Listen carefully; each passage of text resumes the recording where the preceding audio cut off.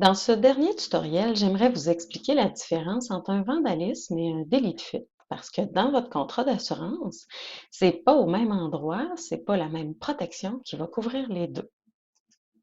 Premièrement, on va y aller avec la FPQ1, toujours à la page 14 dans votre F412 S1.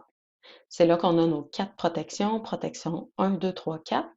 Donc, on va pouvoir indiquer des notes dans cette page-là. La différence entre du vandalisme et un délit de fuite, en fait, ça se trouve à être l'intention derrière le geste.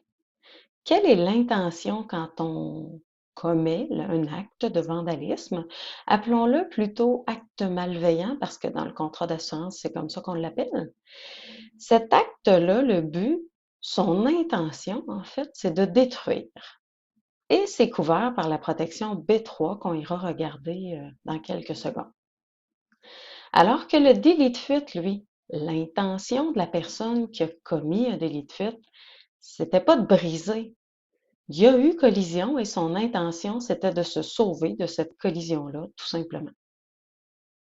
Ça sera payable par le B2 dans le contrat d'assurance. Donc, on peut aller mettre une note plus précise à votre point 3.2.3, à la protection 3. Garantie contre les risques qui ne sont pas une collision ou un renversement.